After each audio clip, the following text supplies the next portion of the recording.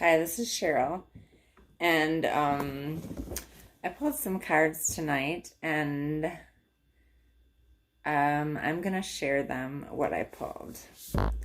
This was after a lot of thinking and things, and I asked Spirit to tell me the cards I needed to see, and this is what I came up with. Okay, the first card that came up is the Lovers. It says almost everyone likes to see the Lover's card make an appearance, especially if they are wondering about their love life. In such questions, this card is a good omen and much more than that. It speaks of a union, personal or professional, that not only is a good match, but also promises something extraordinary to come out of the partnership. For the promise to be fulfilled, though, a conscious act is needed. The crux of this card is a decision. It lets you know that all elements are there, but you need to make the decision. You need to move the last few inches necessary to close the deal.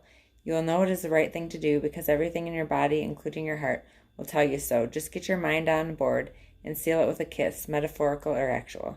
Then watch what wonderful things come of it. And I'm reading these in order that they are in the book. And the next card is Six of Wands.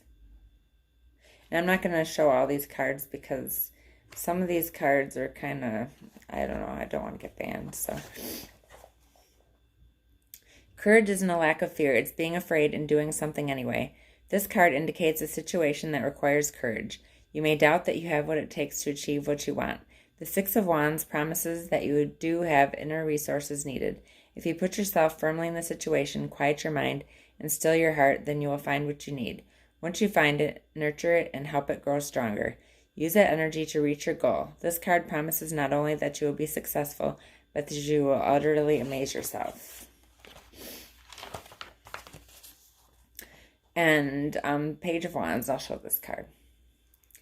This card represents someone with an active, curious mind. He wants to know about everything, try anything new, and move just for the joy of moving. Because he demands so much stimuli, it may seem like he has a very short attention span. Perhaps that's one way to put it, but he really just needs new information to keep his mind happy. Along with his inquiring mind, he has a passion for life that usually has a sidekick of optimism. He has not had enough hard experiences to temper his enthusiasm and confidence. His energy is contagious. And the next card is Queen of Wands. The Queen of Wands is outgoing and charming. She loves good company and brings out the best in those around her. She is passionate about everything and brings high energy and a desire to take action to anything she's involved with. Her motto might be, anything worth doing is worth doing with gusto. She has no patience for half measures and can be insensitive towards those who lack her confidence, especially if they are unresponsive to her good-natured and sincere encouragement. Life is meant to be lived to the utmost. She intends on doing so and is willing to help everyone else do so too if they put forth even a small effort. Five of Cups. Everyone's life is sprinkled with regrets, hurts, heartaches, and sorrows. With all those challenges of the heart comes emotion. Ironically, even though it is our own heart that feels and creates these emotions, we fear them, and rightly so, for they are powerful. Mostly it is our mind that is afraid and resists those feelings. But our heart is smart and knows what is needed. Let yourself feel what you've been holding back. Only by letting yourself feel the emotions can you not only work through and move past them, but also experience the cleansing and healing that they bring. And Two of Swords. There are different ways of knowing the truth, but the truth is still the truth no matter how you approach it. You may feel like your mind is telling you one thing and your heart another, but they are not. They both wield the same sword, the same truth. Look deeper and you'll see that your head and your heart are in agreement. Then you can relax and take the next step. And the Nine of Swords. It's been a tough time. You've faced some challenges and made some difficult decisions. The good news is that the Nine of Swords indicates this phase is at an end, or very nearly so. Your current task is to wrap things up. Some people make the mistake of reliving such times over and over, watching the tapes with regret, bitterness, and anger. In order to move forward, you need to relive this situation one last time through the eyes of compassion for yourself and for everyone involved. Learn the lessons embedded in the experience, recognize the wisdom gained, then you can truly move forward. And the last card is Ten of Swords.